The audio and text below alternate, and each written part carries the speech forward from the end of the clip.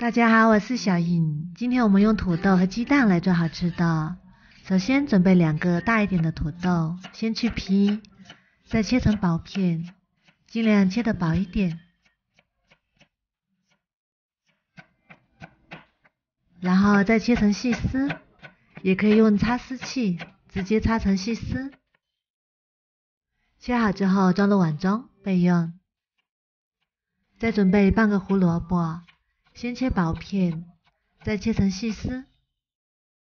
切好之后和土豆丝放一起，然后加1小勺盐，1勺胡椒粉，1勺孜然粉，充分搅拌均匀。然后少量多次加入2勺面粉，搅拌均匀。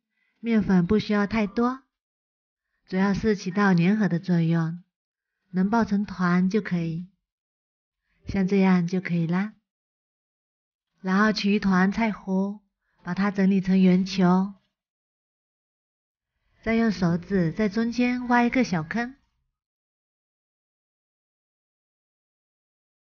像这样就可以啦。然后起锅开中小火，把锅烧热之后加少许油，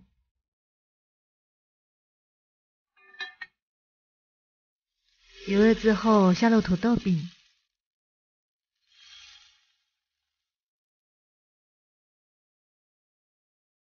中小火煎3分钟左右。趁这个时间，我们再来准备3颗鸡蛋，打入小碗中，然后用筷子把鸡蛋搅散，再把鸡蛋液倒入小锅里，不用倒得太满。然后倒入1杯清水，没过土豆的1/3处就可以。然后盖上，中小火把水分收干。水分收干之后，再给它焖翻一面。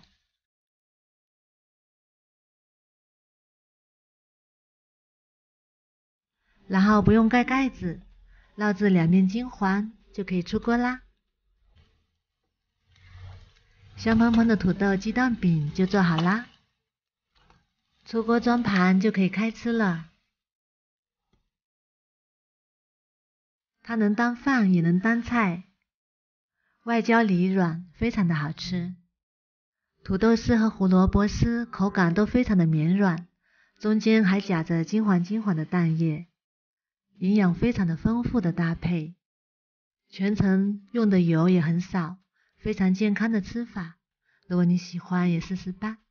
喜欢我的视频就关注我吧，谢谢您的支持。